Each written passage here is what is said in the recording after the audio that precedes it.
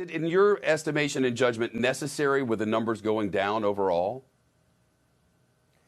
Well, I think the reality is when you put in place travel restrictions, by the time you put them in place, it's oftentimes too late. And I don't know that we're going to be able to keep these variants from spreading around the United States by domestic travel restrictions on air travel. People move around by car, they move around by bus.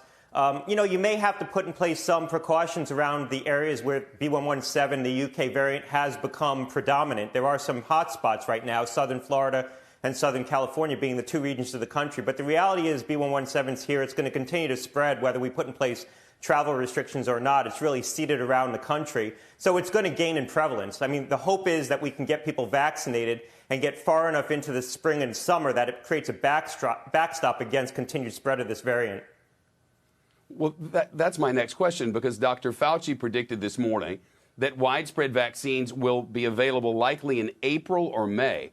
Is that fast enough to get ahead of and stop these dangerous variants from really sort of taking over the country?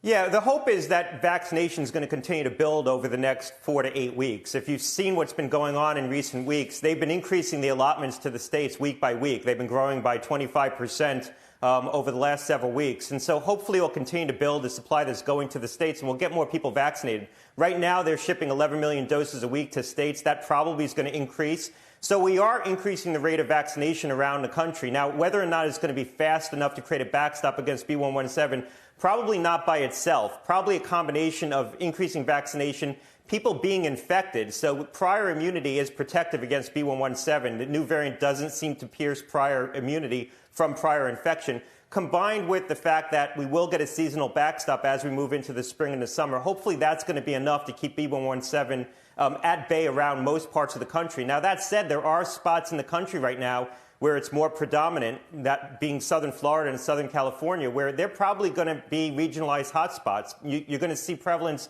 decline around the country, but in those parts of the country where B117 has already taken root, they may start to level off. They may take a longer time to see the kinds of declines that other parts of the nation are seeing. Very interesting. As Meg Terrell just reported, there's a new study that shows roughly 40% of U.S. COVID deaths could have been prevented. What do you make of that? What can we do right now to limit the deaths that could still happen because of COVID? Yeah, I think this study's a difficult study to really draw conclusions from. They're making sort of crude comparisons between death rates in other countries versus the United States.